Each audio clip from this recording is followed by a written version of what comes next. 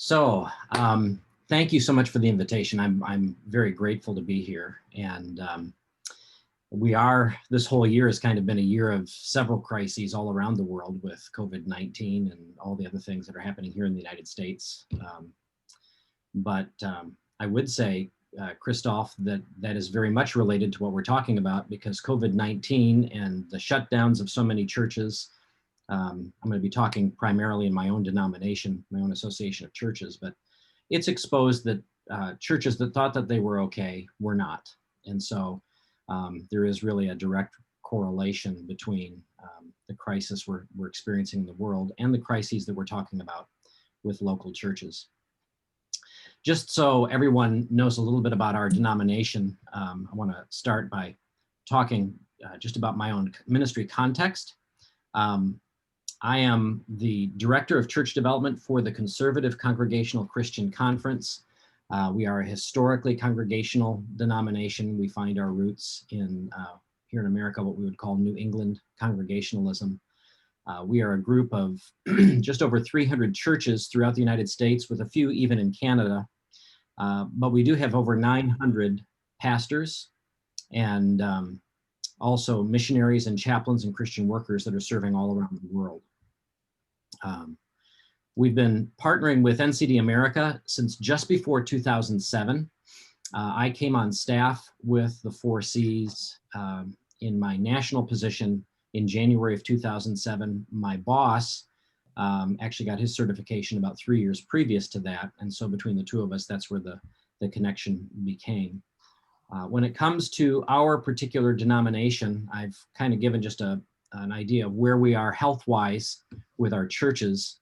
I'll tell more about the discovery of the churches in crisis in just a moment, but about 10% of our churches right now are in serious crisis, and many of them, because of COVID-19, are probably on their way to closing. Another 20% of those churches are right on the threshold of being in what we would define as crisis. And if something doesn't happen to intervene soon, they're going to be probably also talking about closing. About 50% of our churches are in plateau, which is pretty typical in the United States.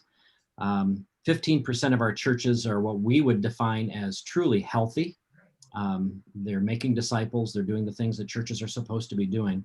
And 5% of our churches are truly flourishing. We have a strong emphasis on church planting, and that has contributed greatly to the 15% of healthy churches and 5% of flourishing churches. The vast majority of our churches that have been planted in the last, say, 5-6 years would fall into those two categories. And so clearly there is something about the establishing a church with good DNA at the beginning that has really helped us out as a denomination. My own role with the Conservative Congregational Christian Conference is a developmental role.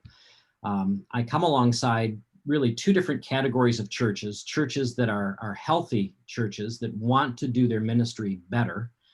And one of the things that I have found in this role since 2007 is that churches that are truly healthy always want to work on either staying healthy or becoming healthier. You don't have to sell them on doing the right things. They ask about that. And so our primary tool for healthy churches happens to be NCD. And it's been very, very effective with our denomination.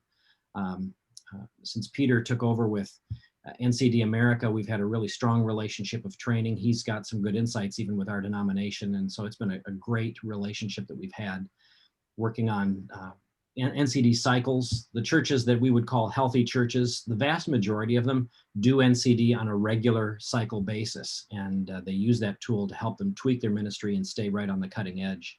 They're very effective in understanding the 8 quality characteristics and how those associate with the growth factors, what that looks like in their minimum factor, so to speak, and how to address that.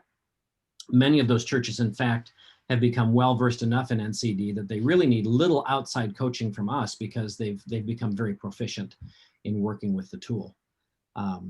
And of course, aligning and balancing the 3 colors and addressing issues that are exposed in the themes. By the way, this newer iteration of NCD, where we're able to look at the themes, that has been huge for us as a denomination. I'm sorry, my dog, somebody just came to my front door and my dogs are barking. I'm sorry, that's one of the things about doing this at home.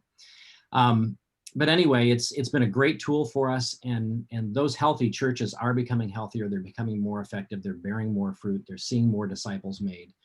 It's been a really good thing. The other emphasis, which right now happens to be my primary emphasis in this role, is with plateaued churches. I showed you that 50% of our congregations across the nation are truly in plateau. We did a survey of those churches when I first came on board, and this has now changed, thankfully. But at the time that I came on board in 2007, nearly half of our churches, and we're an evangelical denomination, very Christ-centered, very evangelistic in our theology, but the theology wasn't being practiced well. And what we found was over half of our churches in 2007, when I came on board, had not seen a single new convert in over 10 years, which we said was totally unacceptable, and we needed to work on that. So I had my work cut out for me. In the case of a plateaued church, we still use NCD, but we bring in a lot more tools. We bring a lot more tools to the table. We have what we call our VISTA assessment, which is really a 3-phased assessment. One of those phases is the NCD tool, but we also have a very intensive assessment of the pastor or pastoral team that we do. It's an interview process where we're looking to see, we're measuring their life and their ministry to make sure that their priorities really are aligned with the gospel ministry.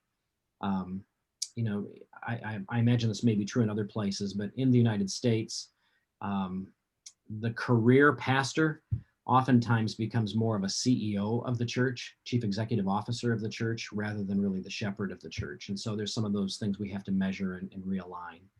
The second piece of the VISTA assessment beyond the NCD is actually a full assessment of the leadership team of the church, where we're measuring the life and ministry of the church against our particular priorities. And then we'll use the NCD and those 2 interview processes to put together a very thorough executive summary of the things that we feel we really need to address in the life of that church. As we begin to come in and walk with that church in what is usually a 3 to 4 year process, the first thing that we will do is we come in and we teach the entire congregation, not just the leadership, in the principles of biblical peacemaking. Many of these churches, as they start to plateau, they begin to experience conflict in the life of the church, and they don't know what to do with it. In fact, I've really been surprised that seminaries, at least in the United States, they really don't teach biblical peacemaking at all. And so most of our pastors are afraid of conflict. They don't really understand the biblical application of the gospel itself to address conflict. And so we spend considerable time doing that. But we have found over the years, the best way to do that is actually to train the whole church. So we'll have a peacemaking weekend where we'll come in and we'll lead a whole conference just on biblical peacemaking, and begin with table assignments and some dialogue to help the people in the pew begin to apply what they're learning in this area of biblical peacemaking. And we've watched churches really turn around sometimes almost just because they're beginning to address conflict in a biblical way. And of course, as we begin to come in with the other aspects of this, which I'll talk very briefly about here in just a moment, we begin to address or begin to tweak people's favorite ministries, places where certain powerful personalities have had their control for years. And as you begin to do that, of course, there's angst and there's conflict that bubbles up. So by teaching biblical peacemaking on the front end, we teach the church what to do when some of those conflictive circumstances begin to arise in the process of revitalizing the church. We address right immediately after the biblical peacemaking, we come in and we begin to help them work on a biblical ecclesiology. This may be true in other nations as well, I don't know, but in the United States, we're kind of plagued with an American ecclesiology. It's an American form of Christianity that in many cases is really not biblical. And I have found in my particular denomination, that's a huge hurdle to get our pastors and our churches to overcome. to really realign with what the scripture says the church is supposed to be and make the priorities of the kingdom the priorities of the local church. And so that's a pretty difficult part of our process. But once they get through that, things tend then to move fairly quickly. We help them put down some disciple-making pathways where they're really focusing on making disciples for Jesus, not just making converts and not just teaching Bible lessons, but truly working toward personal transformation of people to become more like Christ. We help them put down pathways for leader development, where we're moving the leadership teams of these churches away from being kinds of board of directors to more being elder teams that are focused on reaching the harvest for Jesus. We do work on with some of the tactical stuff of values and vision and mission. Mission for us really is the strategy of how that particular church is going to make disciples in its own community. And then we close out our cycle by teaching them about intercessory prayer and evangelism. We found that those two things need to be married together. A church that does not pray oftentimes does not evangelize. There really is a direct connection between those two things. And so that is the primary emphasis of my work in the denomination, is on working with these plateaued churches. But as we were doing this, we realized that there was a number of our churches that were beyond plateau. And that's where this dialogue today really came in and some of our major discoveries. I don't know how many of you on the call may be aware of Titus Ministries. They no longer exist the way they did when I took my training with them years ago. But this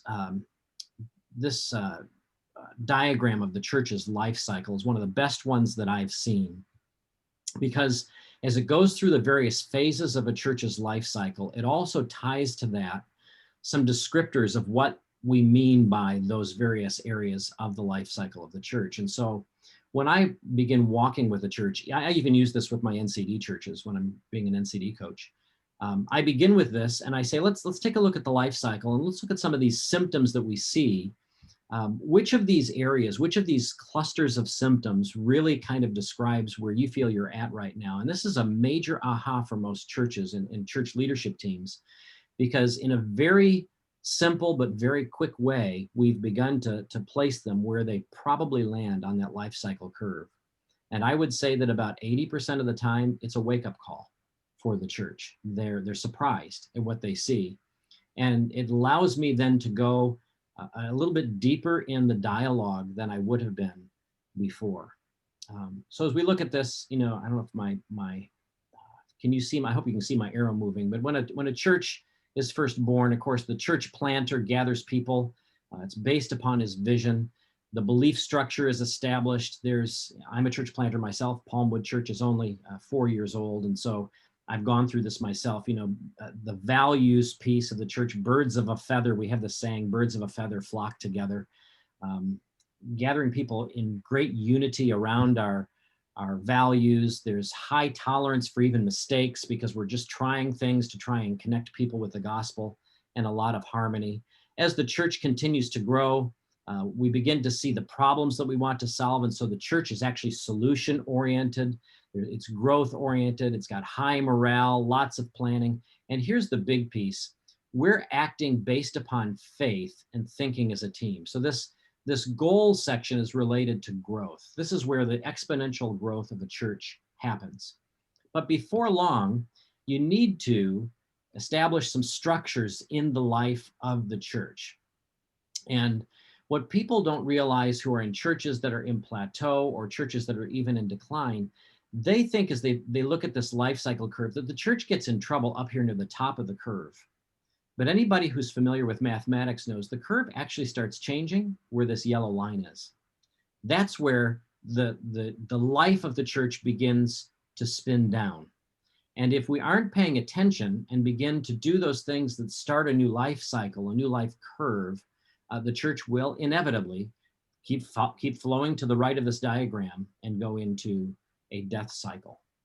And so as we're looking at this diagram, and I'm looking at what we do in our particular denomination, we realized that we have processes in place that are very effective in helping our churches on the top part of that curve. That's that plateau section that we were talking about. Until a church really reaches that point of deep apathy, our processes work very well. We've got a very good track record with helping to turn churches around or helping them to retool for effective ministry. And so what we're able to say is that those churches that are really eligible for our process, not all churches are, but those churches that are eligible for our process, turnaround is very likely, and we've got a good track record. When you move to that deep apathy and the church begins questioning, and that's where there's a lot of problems. You see it's problem-oriented, low morale, there's doubt. People start thinking as individuals rather than as a congregation, rather than as a body. We've found, at least in our experience within our denomination, that when you get to that point on the life cycle curve, turnaround becomes unlikely. It's not impossible. We've got some churches where we have seen turnaround, but it becomes less and less likely. And at that point where there really is polarization, where there's deep conflict, and now the power brokers in the church all have their own agendas, and there's lots of fighting and disunity, and people are beginning to leave the church. At that point now, by our definition, turnaround becomes pretty much impossible without a revival by the Holy Spirit.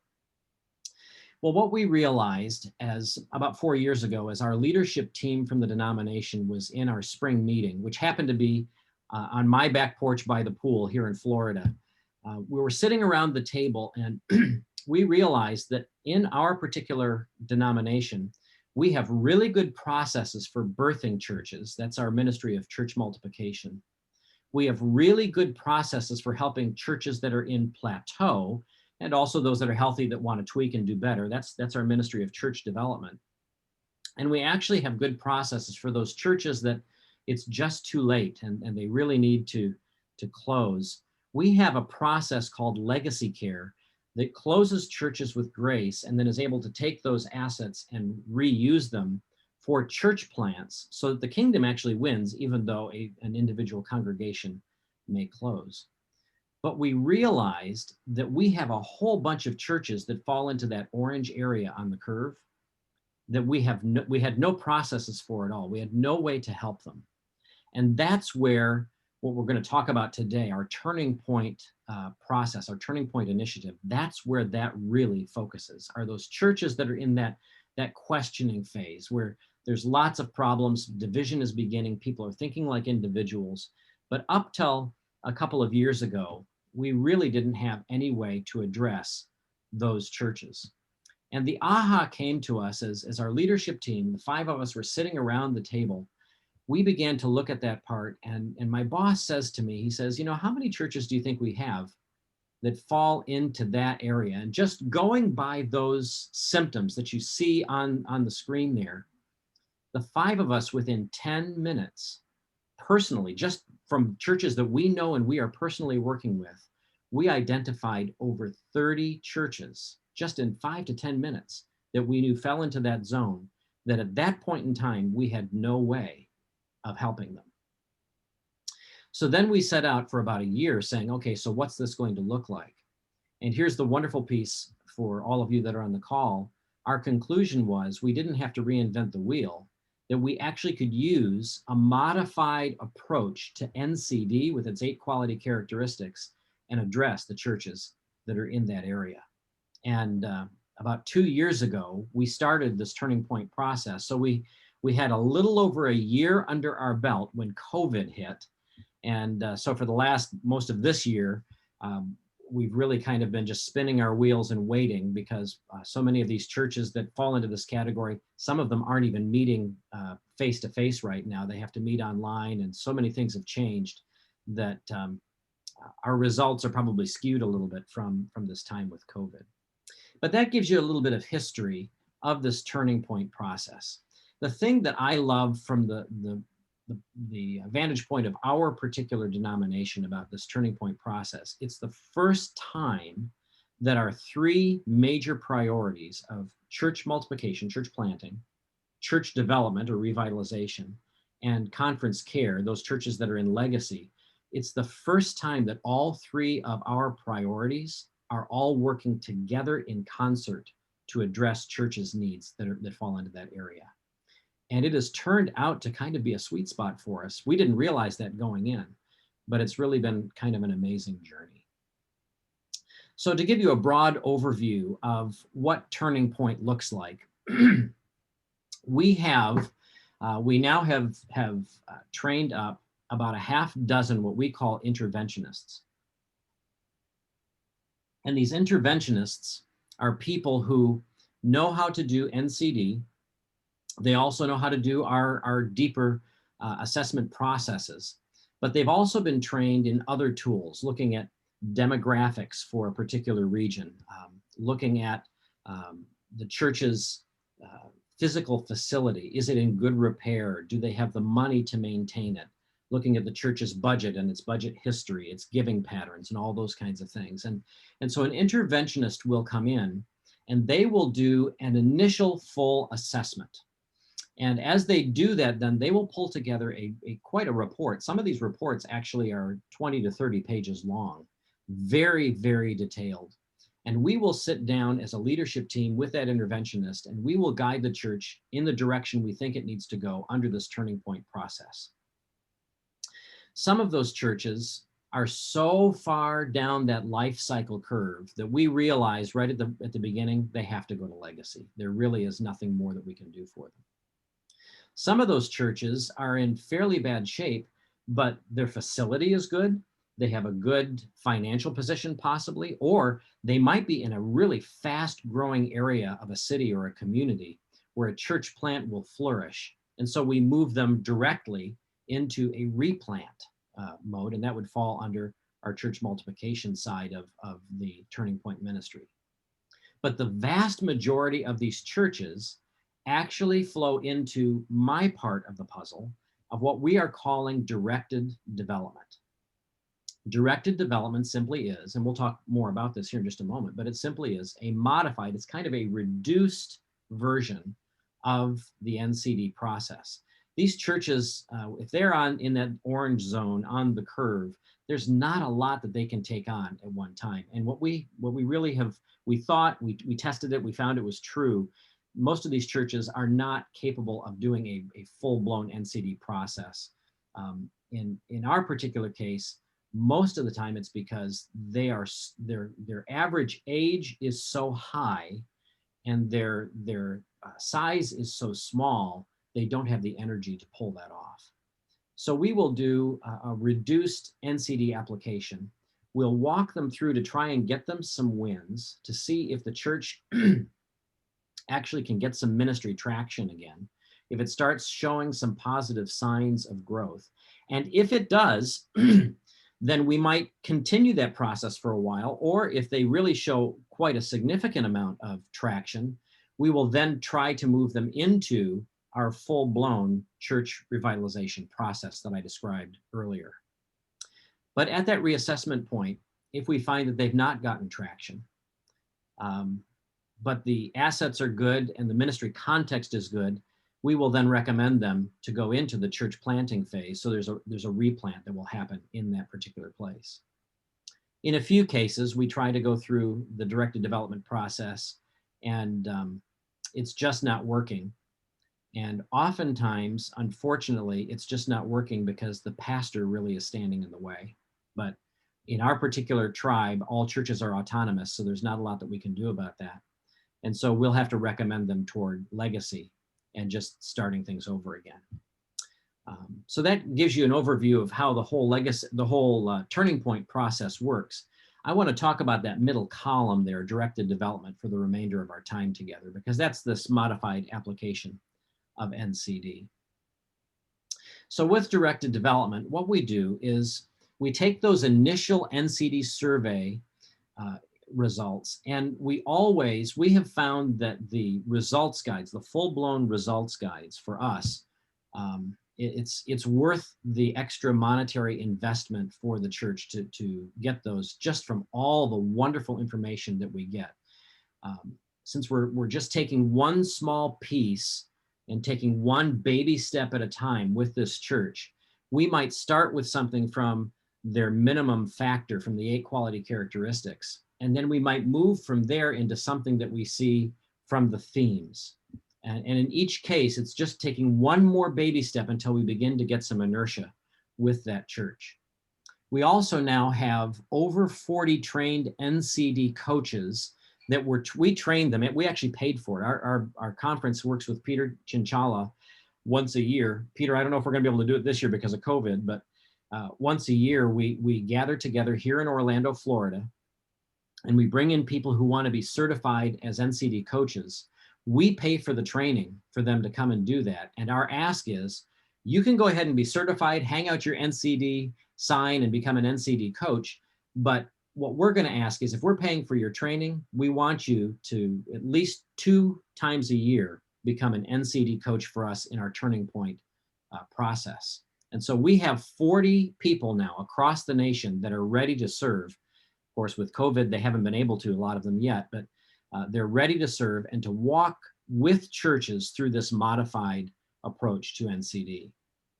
These coaches will then sit down with a church and they will review the full results guides and help them think through what is going to be the 1 or 2 things that we can do that are going to provide the most return on our investment during the first 12 months that we're working together.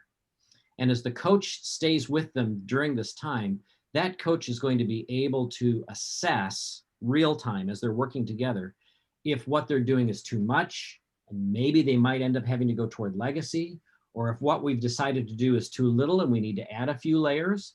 And so it really is, there's ongoing negotiation, if you will, on the part of the coach to make sure that we're getting the most return on investment. We're placing the most emphasis on the things that are really going to help that church gain traction, and to watch every single month as they're getting together, to watch how that traction is growing or is not growing, as may be the case. That coach will help them create what we call a church health team. The church health team will guide the process with the rest of the congregation, and be the one that's going to be holding the hands of the people who are saying, oh, this seems too big, it seems too scary, which is very often what we hear from people sitting in the pew. The church health team are the people of faith that help keep the ball rolling, and will do the implementation. And then there is this ongoing assessment of fruit.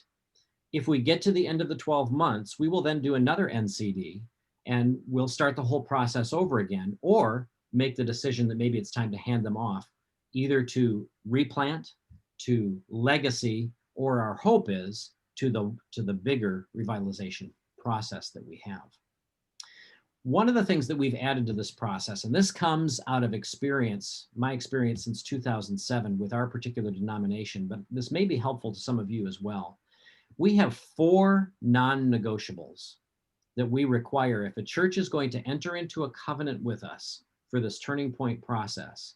We have 4 non-negotiables that are going to be a part of that covenant. And if any one of these is not true, there's nothing more that we can do. The first is full prayer participation, and we really emphasize their intercessory prayer. I will tell a church when I go in for the first time, or one of our coaches goes in for the first time, we will tell them, if you won't pray, there is nothing we can do to help you. That at the very least, if the congregation as a church family will not be an intercessory body, then you've already cut off where the life is going to come from, that life line with the Father. And so we'll talk to them about full prayer participation. Now, sadly, many of our churches will say, we don't know what that looks like. They aren't praying like they should anymore. And so that's not an automatic no. The next question then is, well, will you let us come in and train you in what prayer and intercession should look like for this journey that you're going to go on? If they say yes, then it's a win. The second non-negotiable is pastoral and leadership engagement. We want to make sure that we see the pastor or pastors and the church leaders are actually demonstrating they are fully engaged in this process. In our particular case, and some of you may experience this in your denominations and associations as well, but we have found that the pastors for us are the gatekeepers. If the pastor says no, the whole thing falls apart. And so for us, it's a non-negotiable. The pastor has to be a signer on that covenant and has to be a participant in this process. And if he signs the covenant, or he or she signs the covenant, then we're able to hold their feet to the fire in a way that we normally would not be able to do. The third is congregational involvement. We tell the congregation, you can't just be sitting in the pew as spectators for this and expect that your church health team and your leaders are going to be doing all the work. No, the whole congregation needs to be involved in some way. And if there's pushback, that's not an automatic no, but we will say, will you let us come in and show you what that looks like? And if the congregation then says yes and signs on to it, then it's a win. And the last thing is ministry partnership. One of the things that we have found is true in almost every single case where our churches are plateauing is that our local church has become, through its own decisions along the way, an island unto itself rather than a participant in the wider mission of our denomination. And so we want to see that church get re-engaged with us and our priorities as a denomination in church planting, in missions, in evangelism, in the things that we call I'm drawing a blank right now, but we have 7 guiding values, our 7 guiding values as a church. And so when we covenant with a church to come in and do this turning point process, these 4 things, we consider them to be non-negotiable. And if ultimately a church says no to any one of these things, then our process stops at that point. So let me talk about a couple of examples now of churches that have gone through the turning point process with us. The first church is a church in a small village. It's a New England village, a mountain town. When we connected with the church, it was 175 years old. And at the point that they came to us and said, we need help, they were down to 12 people on a Sunday, average age 71. And so they were 12 people who were older people. The church had been declining for years, primarily in the last decade of its history, because they had a real problem pastor. And this was a church that tried to live with a problem pastor for a long time, really didn't seek help. They tried to do it on their own. And finally, they got to the place where they had to ask the pastor to leave. And so the pastor was exited, meaning he was given an ultimatum. He had to go. They asked for help because they were in serious decline for so long. And over that time, more than half of their congregation had left. In reality, half of their original congregation had left. Another 50% of what was left had passed away in the last 3 years. And so they really were down into a dire straits. This was a case where when we first looked at the church, we thought this is probably going to be a legacy situation. We really didn't see that this group was going to be able to pull it off. But we promised them we were going to do an NCD, and we would help them make a decision based upon the results of their NCD. And we were actually very surprised at what we saw. They have a couple of very low scores in there, but look at inspiring worship. It was a 60. Their loving relationships was a 51, and their empowering leadership was a 53. Their average was a 47. And I looked at my colleagues and I said, I know the history of this church. This does not make sense. What's going on here? And as we began to dig in, well, what we realized was we did this NCD after we had been walking with the church about 4 or 5 months. And we had placed in that church a transitional pastor. And this transitional pastor had done some incredible things. God had worked through this transitional pastor beautifully. She had fostered incredible healing in the hearts of these people. And she was a master at biblical peacemaking. In fact, almost everybody who was left in that church had actually reconciled with the pastor who had left before we did the NCD. Hence why some of these scores were so high. She also had appointed leaders. You see, the pastor who was there before was a control freak, and he didn't let their leadership team actually lead on anything for the whole time that he was there. And the last 10 years were just absolutely grueling. Well, in those 4 months, she had helped the leaders who are now established there understand what biblical leadership looked like, and they were beginning to actually lead that way again. Hence why empowering leadership, again, was so high. And you can see, again, looking at the scores here, you can see what had happened just in those 4 months from her particular leadership. I think her leadership in particular was why empowering leadership was so high, because she was very empowering as a pastor. And so we said, well, you know what, let's go ahead and try our process with you. What we want to do is just focus on one area. We want to keep this as simple as we possibly can. And so even though gift-based ministry and holistic small groups both needed work, we decided we would use just holistic small groups as our primary focus for this time. And as we looked at the church, we looked at its age, we looked at the fact that people had very little, and they were tired, they were very, very weary in ministry.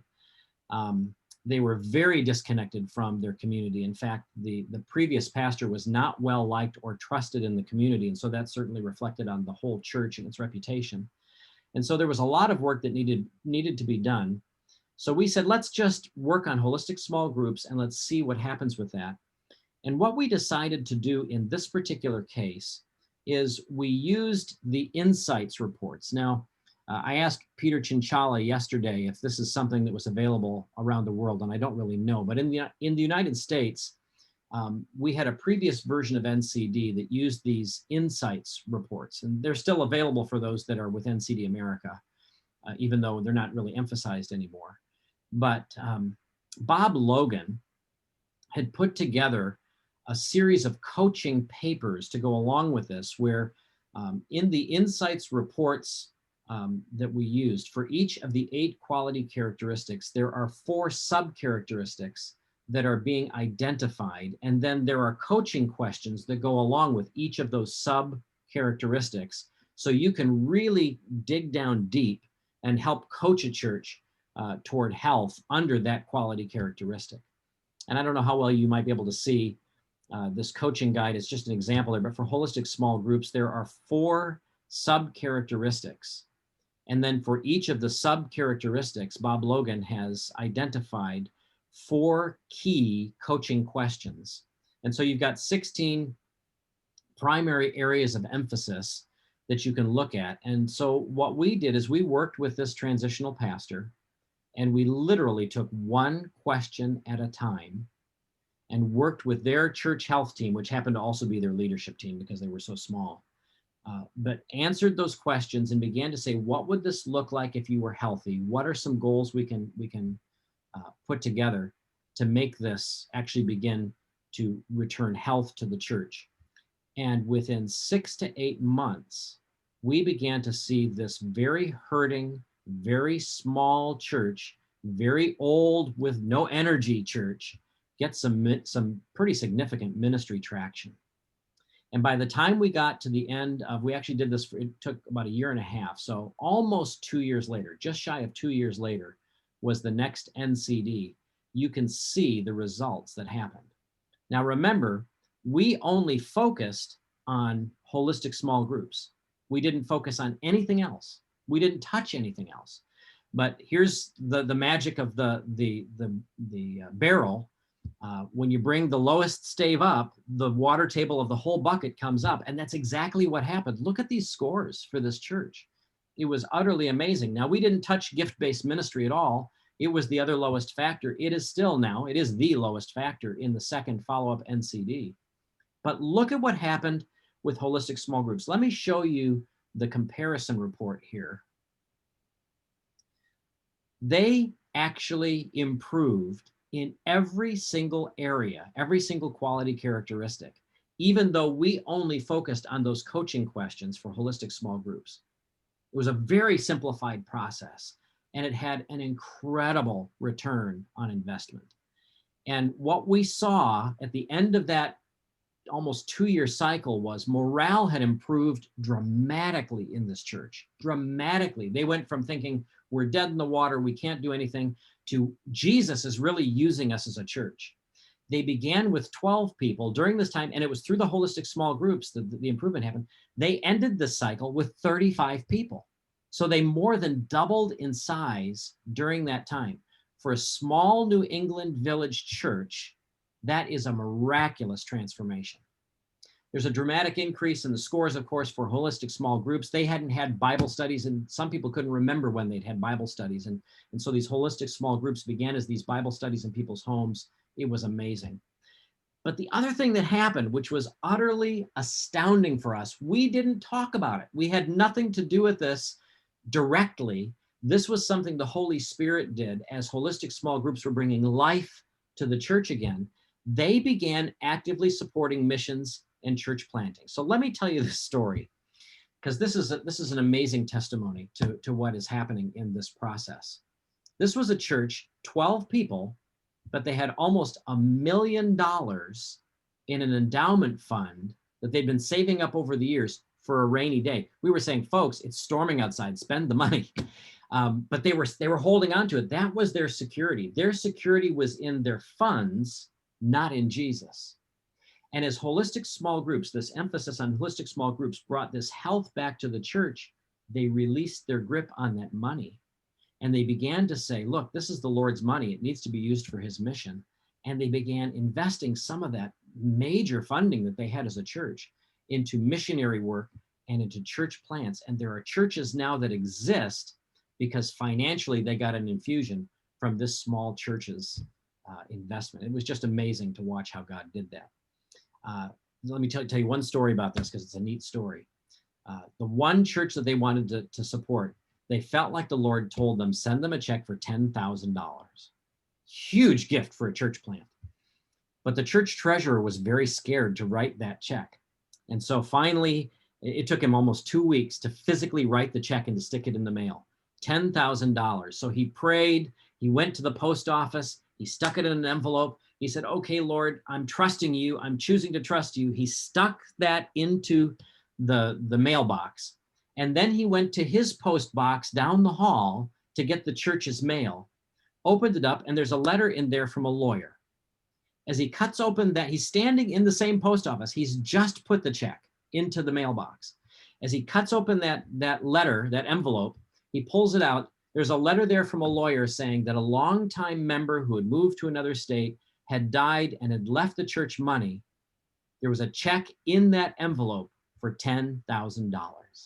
I mean, you can't write this stuff. And so God was letting this treasurer know and letting the church know that he was honoring this change in their ideas about giving and about supporting. They did a major renovation on their church building, which needed to happen. And they stepped into the process of the full church development process by the time they were done. Just so you know about the history of this particular church, and then I'll move on. This church, because they were smaller in size, and even with 35, they were still a much older congregation. As we got into the full developmental process, they came to a place where they said, you know what? We really feel like we're not the ones to lead into the next chapter of this church's ministry. And so they made the decision willingly, prayerfully, to turn all of their church and their assets over to be a replant, because they now had vision to reach their community, but they realized they didn't have the energy to do it. And so all those people are still a part of that church, and they're part of the infrastructure of the church. But we've just, in the last week, we've hired a church planter to go in to establish a church planting team to begin a brand new work with the foundation of that old faith-filled group of people and their assets to reach that community for Jesus Christ. And all of that happened because of this turning point process. Real quickly, another story. This is a church that we're still working with. Church number 2 is an inner city church. It's over 200 years old. When they came to us pre-COVID, they had 40 in attendance, but they've been declining for years. Their average age is 65.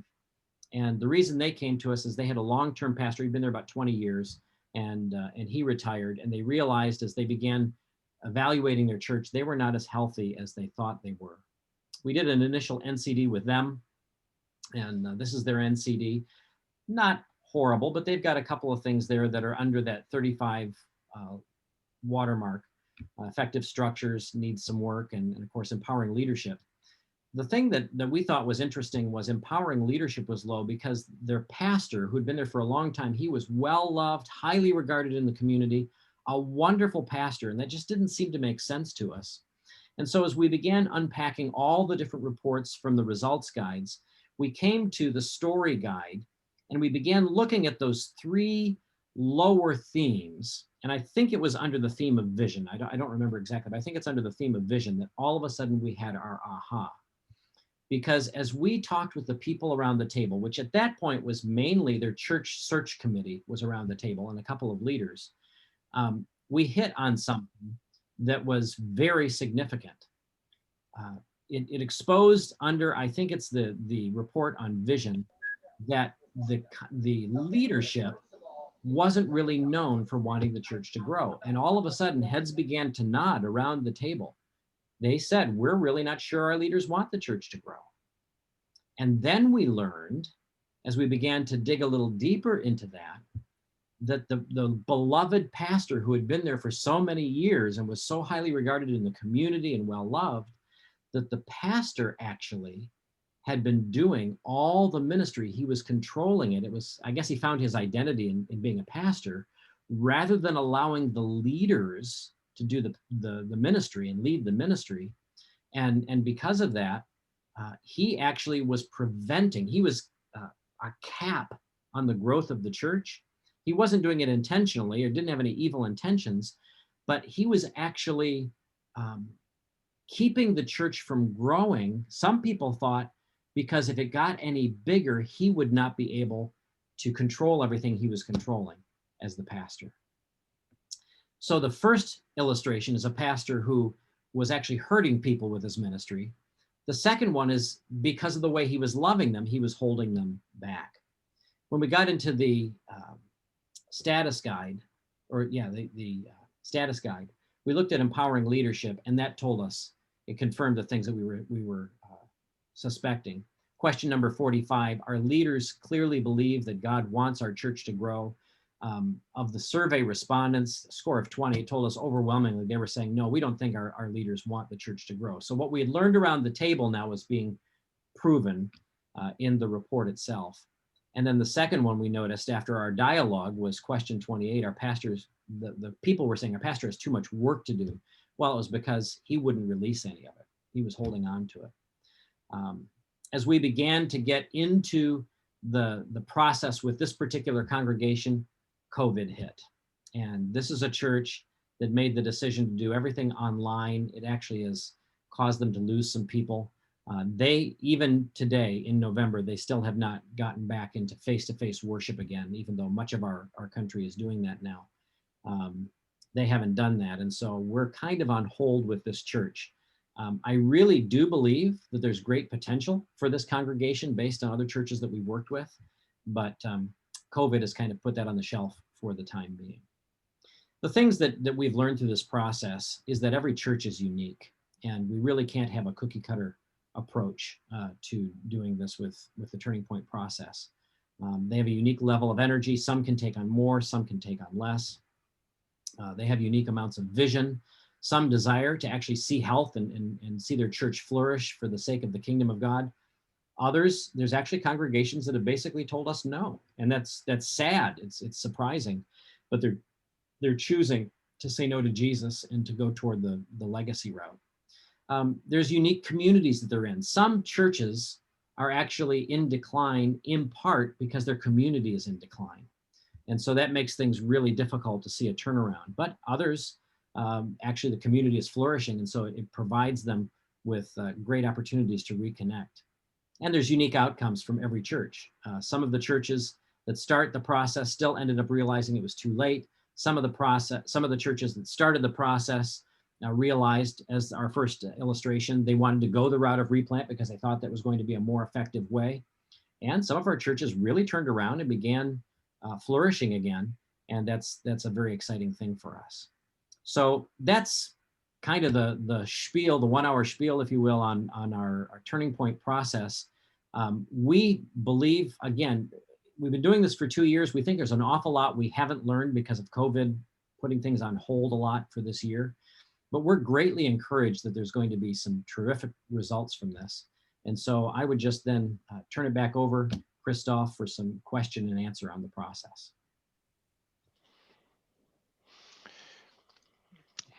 Yeah. Oh, let me see. Someone's again coming in. Just when I have to. Okay. Hey, thank you very much, John, for your presentation. I don't want to comment right now a lot, but hand over to you if you have any questions, any comments.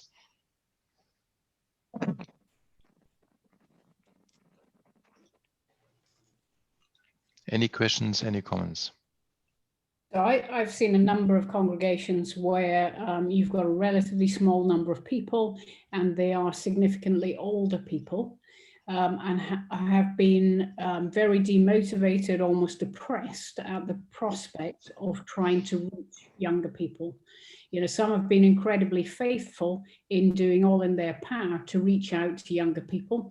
But at the end of the day, when you are 80, it is hard to reach 30-year-olds. It really, really very difficult.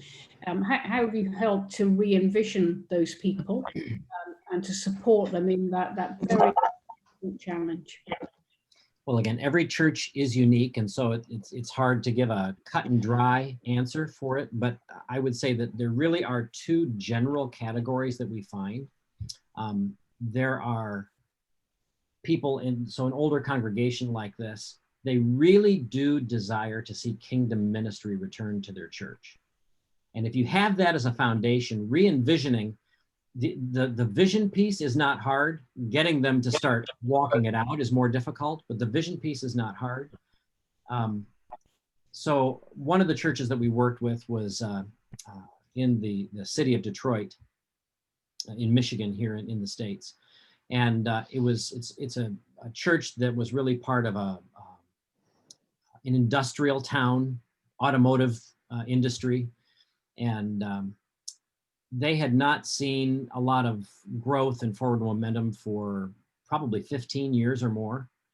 But when I went in to talk with the church and to do the evaluation, every single one of those older saints that were there, and they were at the table, they were interested, they were at the table. They would talk about back in the 1970s when Pastor so-and-so he had this tremendous ministry with the poor. He had this tremendous ministry with the drunks and the drug addicts in town. And he had this relationship with the police department where if somebody was arrested and they were drunk, rather than to taking them to jail, they would call this pastor to come and to talk to them. And they wanted to go back to those days when they could have that kind of ministry and that kind of impact. Taking that memory and turning it around into a vision actually was very easy. In that particular case, God worked a miracle for us because he brought us a church planter, kind of a pastor, to come into that church, who was already in his previous church was a police chaplain. He knew how to connect with the police already. And so he brought the pieces together, and literally within 1 year, that church was turning around. So, it's every congregation is unique and different. If they have some kind of vision already for kingdom ministry, it's not that difficult to revision in the church. But I will say, Lynn, the flip side is also true. If those people, we just made the decision for Legacy last week with the church that they think COVID killed them. They were dead before COVID.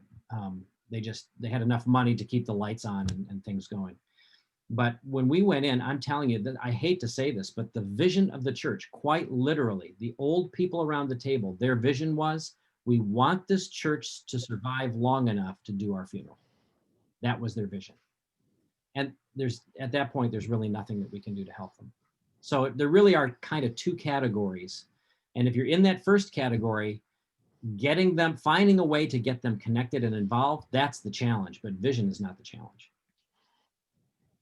Thank you, John. Really, really encouraging presentation. Thank you so much. You're welcome. Yeah, John, you mentioned 4 non-negotiables for the turning point process. Mm-hmm. And you said that the pastor or the leadership team needs to sign a covenant. Is it really a covenant, a written covenant, or is it a verbal agreement that you negotiate with them on the 4 non-negotiables? Yes. So Bert, we started with a verbal agreement and it didn't work. So we have a signed covenant. For the last 5 years, we've been using a signed covenant. And what we've done is we spell out what the arrangement is. That's very clear. we require the pastor to sign. We require so we are a congregationally governed denomination. And so in our case, we require the congregation to vote on the covenant. And then the lead representative of the congregation signs the covenant. And then one of us from the denomination, we have responsibilities as well in that covenant. One of us will sign the covenant. So there's 3 signatures on that written covenant. And there is a way that it can be released. So if things aren't working out, we can release it, but you have to go through the process to do it. So, and I will tell you, before, when we had just a verbal agreement, more than 50% of the churches that started with us in our church revitalization process, and it was the same right on the front end for this turning point thing, they left before we were getting any traction at all. Now that we have the signed covenant, so far, none have left. So it had the written agreement really is a major piece for us. Would you be able to make a template available for us? I can, yeah. Thanks. Christoph, just mail that to you. That would be great, yeah.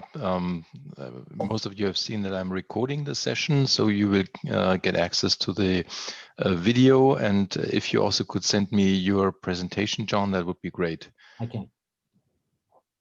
And we will all upload that to the coach area on our website.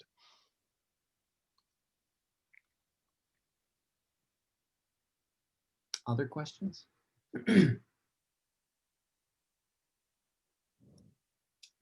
Christoph, Neil is raising his hand, but his microphone is turned off. Yep, let me see. Where is he in the list? Sorry, Neil, 1 second.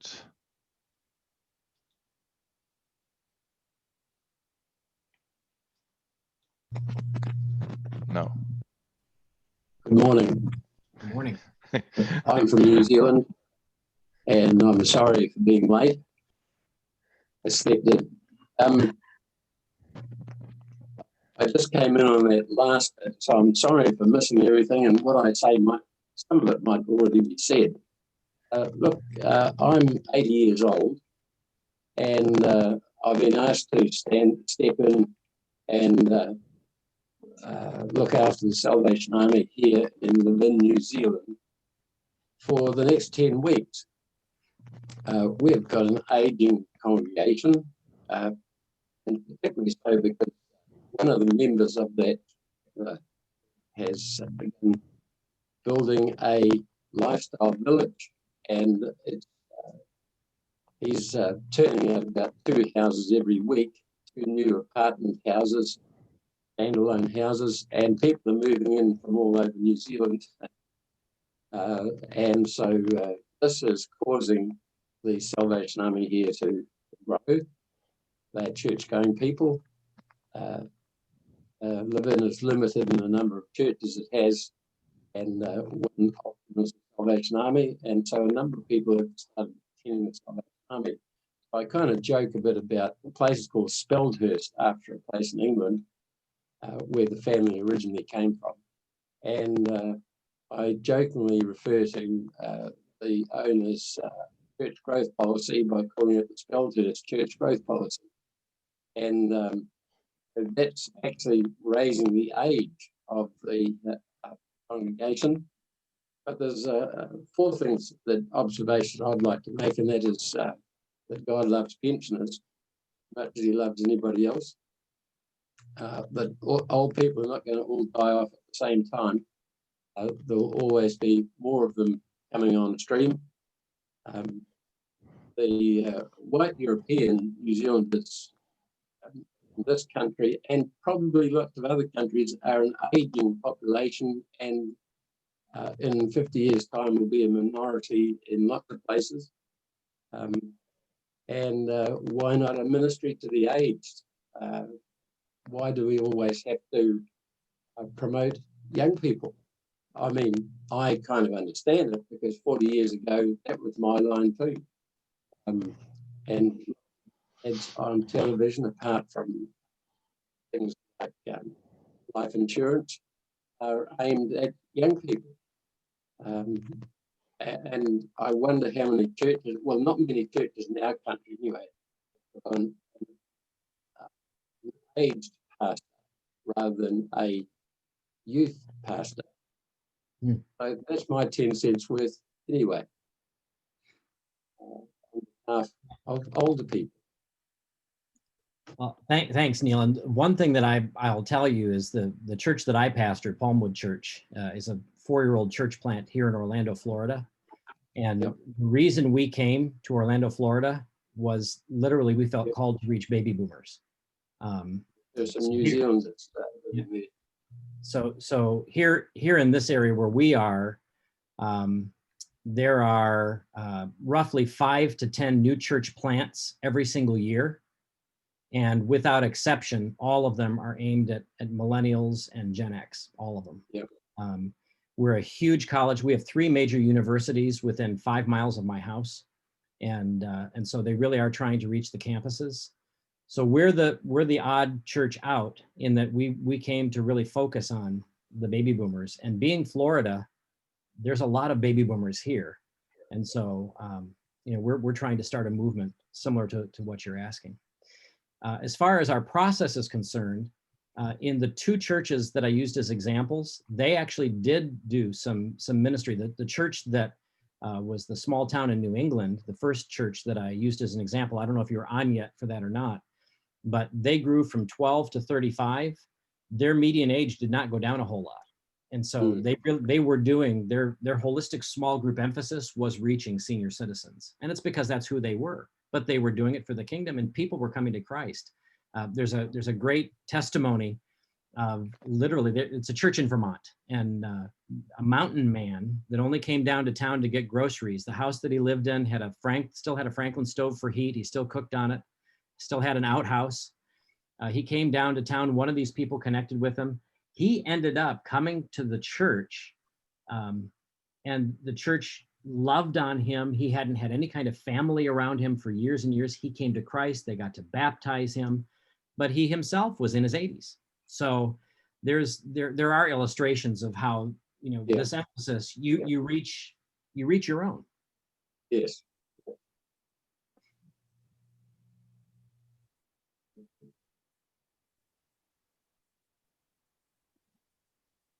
Any other questions or comments? May I? Sure. Hey, good to see you. Hi, Bert. How you doing? Yeah. Good afternoon, everybody. I'm from Trinidad and Tobago, and NCD is relatively new. And I'm often asked, what are the examples of NCD making a difference? And I don't have examples here because it hasn't been running long enough. So I was really heartened to see those 2 examples that you shared, because I can share this with the churches that I am encouraging to do the NCD, so they can see how it makes a practical difference in a real life situation. So that was I found that very helpful. Good. I'm glad that was a blessing to you. And of course, this is a very narrow application of NCD. So, if I were to talk about my regular NCD ministry, we've got all kinds of examples of churches that have applied the full process and just had tremendous results. So those examples are helpful. So I'm looking forward to having them so I can actually use them and say, here's a real life example of how it can make a difference. So thank you. You're welcome.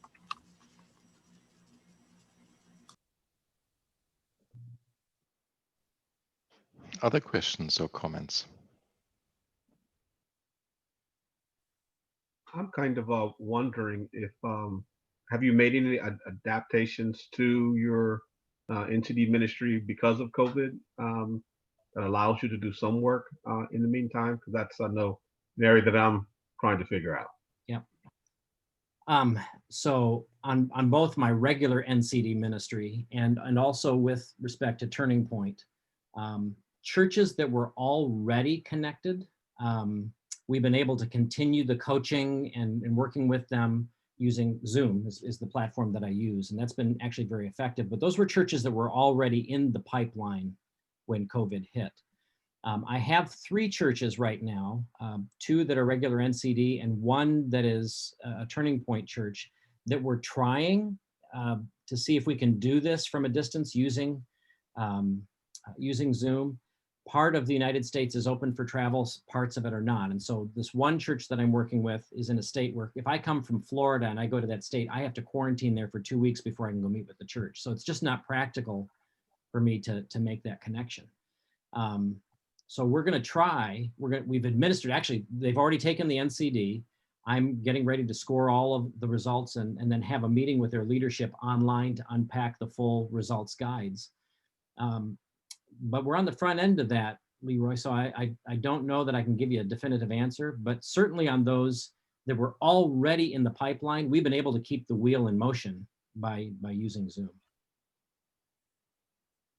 I guess as a follow-up, I've been reluctant to use NCD because a lot of the churches, the structure that was in place is no longer in place. It's like as if they're recreating the churches. Have you found other assessments to be helpful or NCD to be helpful? My go-to for any of these kinds of situations we're talking about would be NCD. I'm certified in a few different ones, and frankly, I think NCD for what we're talking about here is the best. For our deeper church development process, we still use the NCD, but then we add to it those other 2 processes to evaluate the pastor and the leadership. So I would say that it's still the best tool.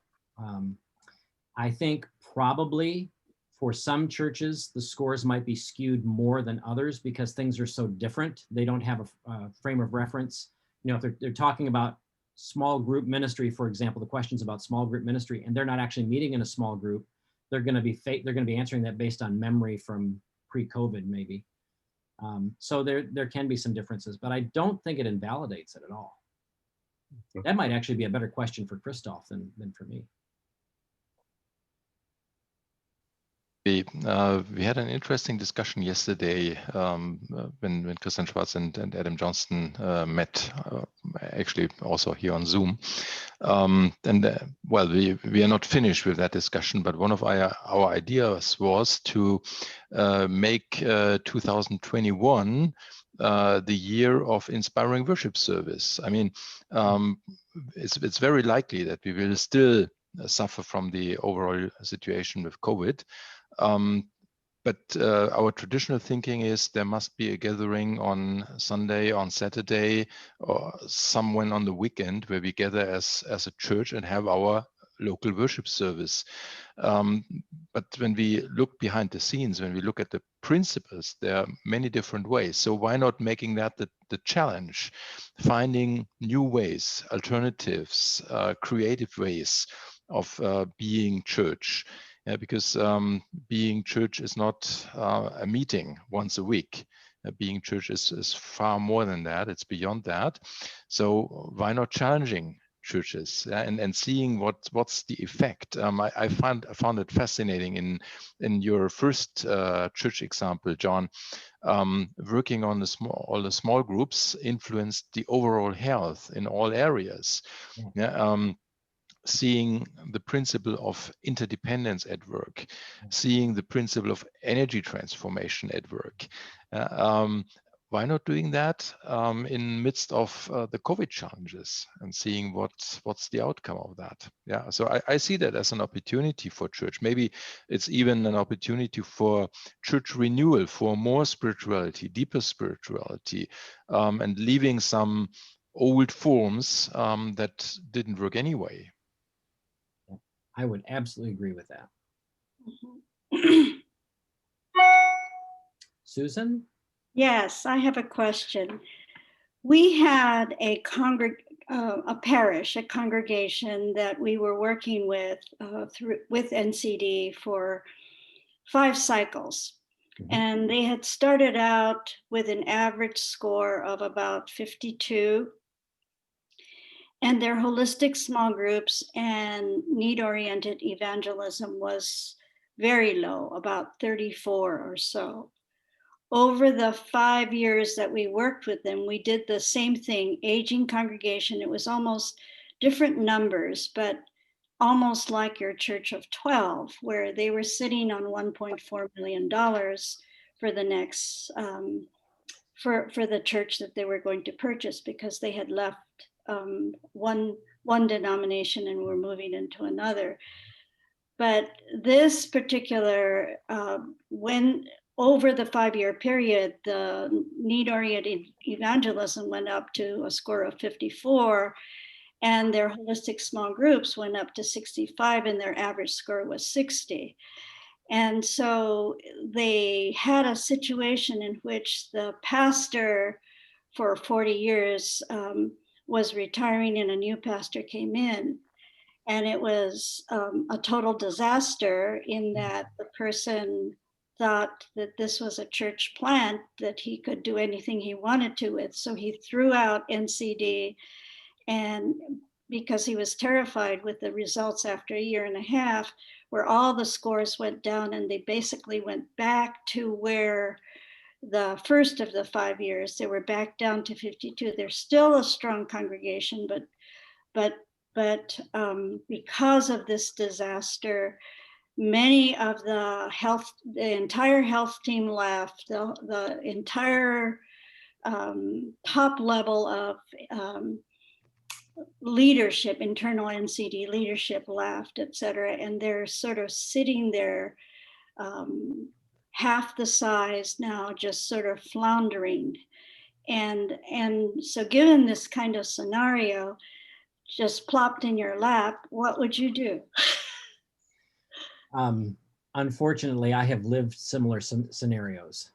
In my role with the denomination, we've had churches in our association where that's happened. Similar things. So let me go back and answer a question you actually didn't ask, but I think will be helpful, and then we'll come to the answer to your question. So one of the things that we have found over the last 10 years is that it's actually helpful, even though we know the numbers will be slightly skewed, it's actually helpful to do an NCD in times of pastoral transition. Because when we do that, it helps us inform the pastoral search team and the congregation what are some key strengths you need to look for in your next pastor. And it makes the pastoral selection much more accurate. The pastor-parish marriage ends up being much better. And so we know going in that the numbers are not going to be exactly, you know, if they'd had a pastor, everything was stable, because it's a time of instability when you lose your pastor. But it does give us that good information. And so I would say, you know, that's one of the lessons coming out of situations like you've just described. That's one of the lessons that we have learned, is that we're actually recommending, and many of our interim pastors that we have now actually will do an NCD as part of their transitional ministry. And it's made a big difference. So that's, I know you didn't ask that question, but that's. Well, and that's the matter of fact. So that was my role, that whenever they were in a search process, any of the congregations would do the assessment as to define the kind of pastor they were looking for. But in this particular situation, we still have the other pastor in this particular congregation wanting to bring in people who are not NCD, claiming to be NCD, to take over and just totally switch over the culture of the place, et cetera. I mean, we were always told never to do an NCD when you're in the middle of a mess like that. Yeah, well, it's because the numbers are going to be skewed. But so, you know, this is where you kind of have to go back and say every denomination, every group handles situations like this differently. So my answer is going to be mainly from what my group would do. In our particular case, every congregation, because we're congregationally governed, every congregation is autonomous.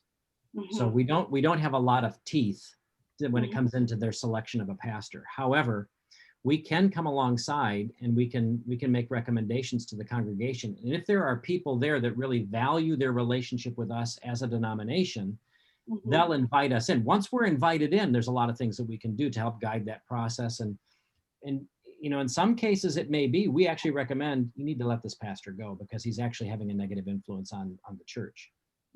They don't always do it because they're autonomous. We can't make them. In a church that's more, a church denomination that's more episcopally driven, where they can come in and say, nope, we need to move you. You know, then you've got a lot more teeth, and it's easier to address that.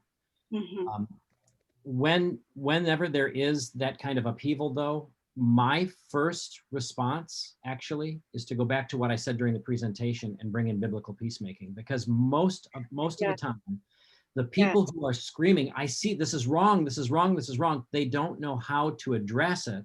Yes. They've never been taught how to address it in a way that's biblical and gospel-based and peaceable.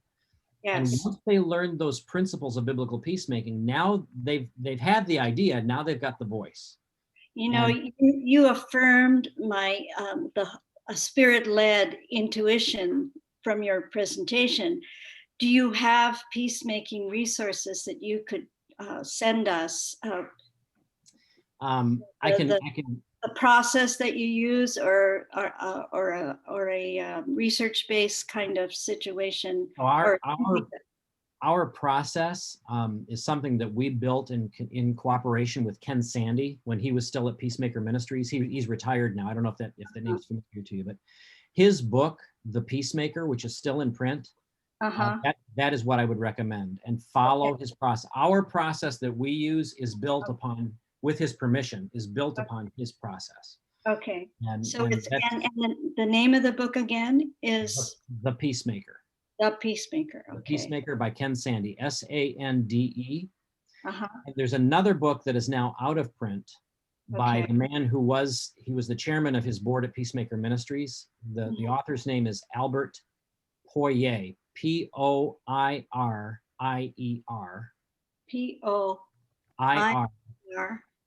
Poirier. So Poirier. Okay.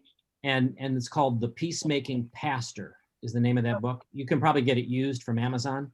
But that book, the thing that's great about that book is it takes all of Ken Sandy's work, which is peacemaking in general, and it applies it specifically to the context of the local church. Okay. So those two books together would be very powerful for you. Wonderful. Thank you. But it was very affirming to know that we were on the right track with this aging congregation, wonderful, wonderful, long-lasting congregation needing to move beyond apathy. But so they were in that part where there was still hope for them. Yeah. And it's may not be too late for them. Thank you. Welcome.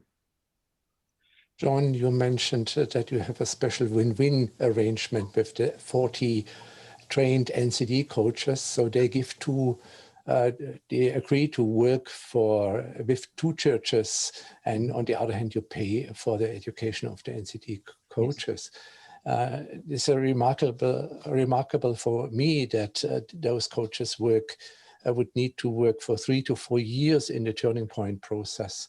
How often would they usually contact the church? Is it 4 times a year, or do you give any recommendations? Let me clarify. Turning Point does not go that long. The 3 to 4 year process is our bigger process that we use for church revitalization. That's something that my team does with them. That's not the NCD coaches.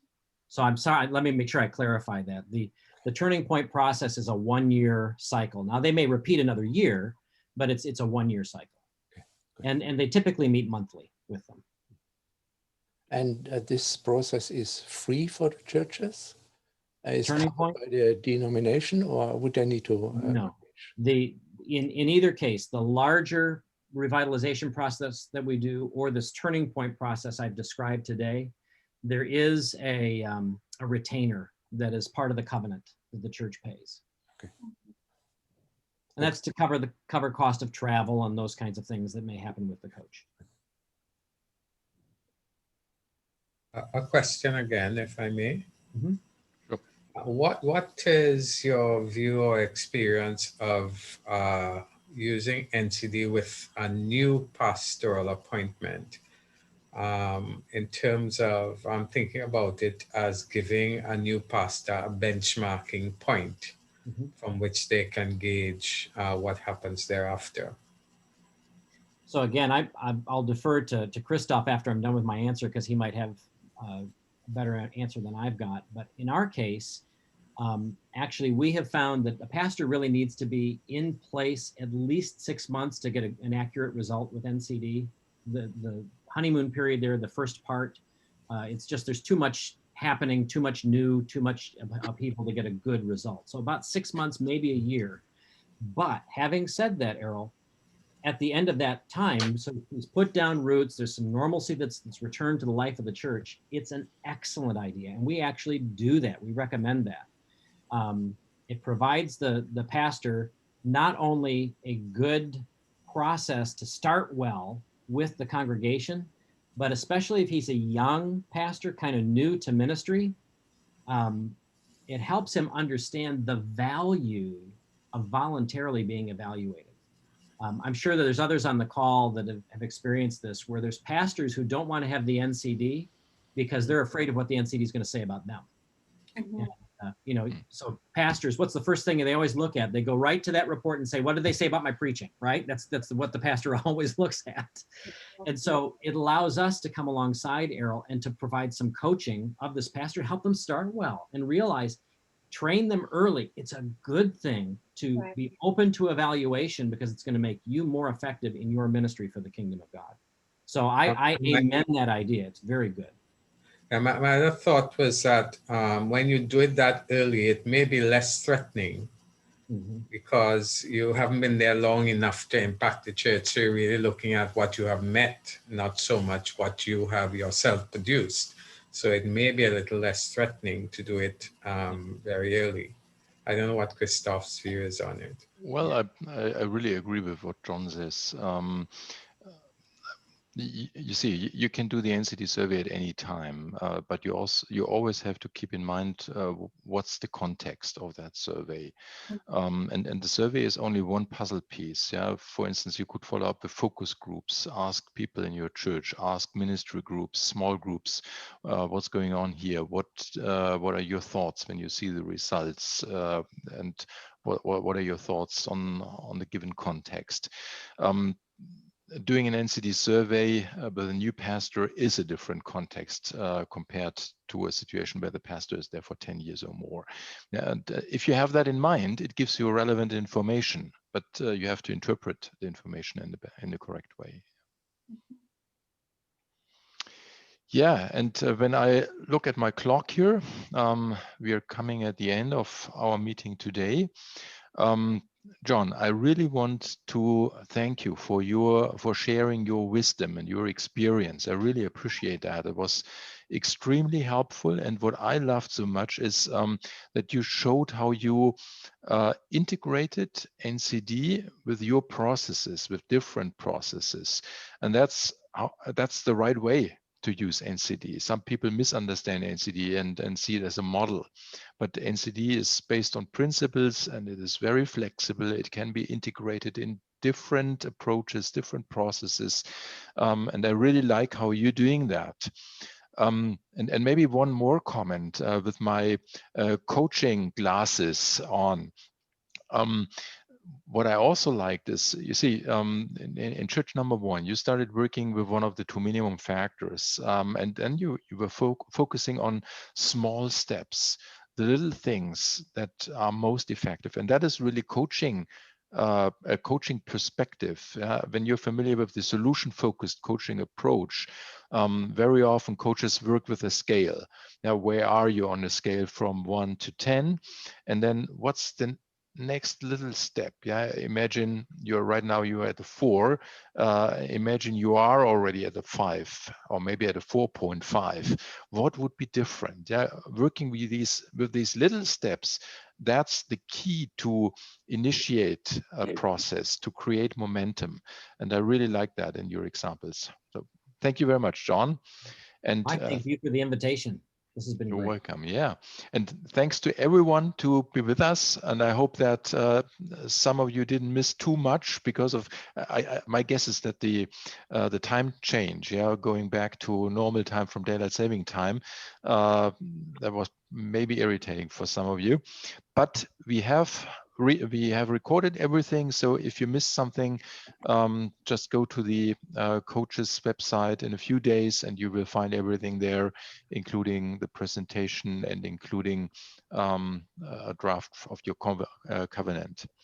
So thanks for being with us. Have a great time, and hopefully we will see you again next year in our 4 coach communities. And you see the dates here in the chat window. So, February 17th, that's our next meeting. Have a good time.